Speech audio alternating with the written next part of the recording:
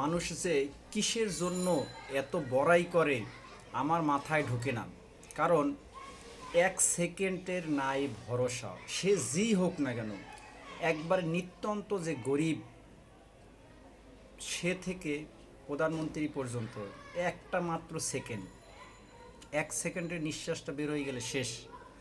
মানুষ এত যে দাম্ভিকতা করে, এত যে বাহাদুরি করে, এরে দেখাই দেব, ওরে দেখাই দেব, এইটা করব, সেটা করব।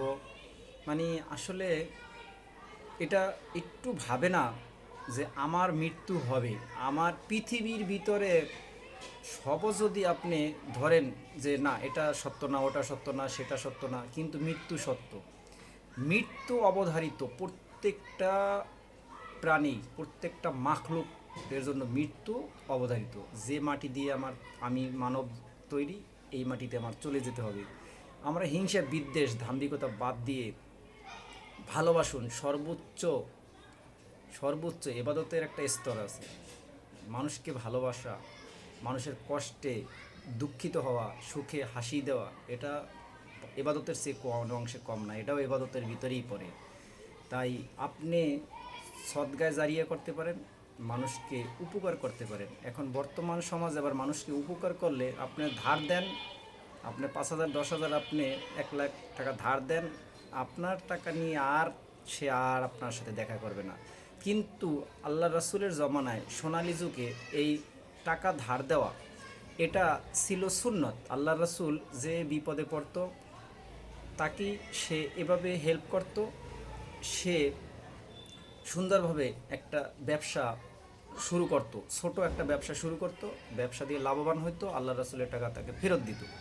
আর আমরা এখন বর্তমান যুগে কি করি, মানুষের কাছ থেকে যদি আমরা টাকা ধার নেই, তাকে আর পাওয়া যাবে না।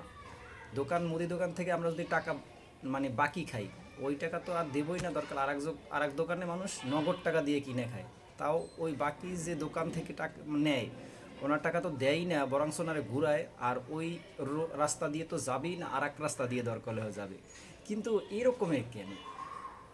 আজ আমি যে লোকের টাকাটা আমি তার খাবারটা আইনা খাইলাম, আমি যদি মৃত্যু হয়ে যাই, মৃত্যুর পরে আমার পরিবার, আমার পরিজন কি এই আদৌ এই টাকাটা শোধ করবে কি না, আর ওই ব্যক্তি দাবি ছেড়ে দেবে কি না, সেটা আদৌ সম্ভব না, আমি জানি না।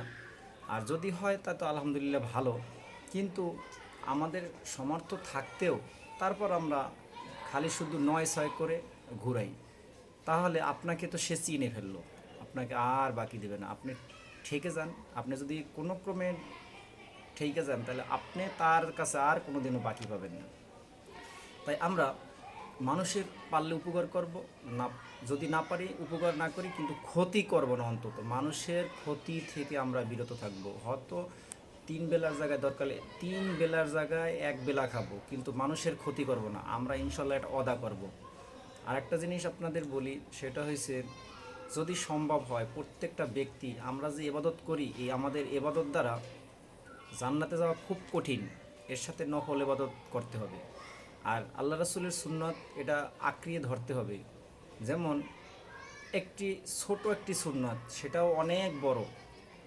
যেমন মেসওয়াক, আমরা তো ব্রাশ দিয়ে করি, ঠিক আছে, আমরা ব্রাশ ব্যবহার করব, বাট আমরা মেসওয়াকের সাথে সাথে একবেলা ব্রাশ নামাজের আগে যদি আমরা নিয়ত করি, ব্রাশ না দিয়া যদি আমরা মেসওয়াক দিয়ে দাঁত মাজি, তাহলে কি হবে, 1 রাকাতে 70 রাকাতের সওয়াব।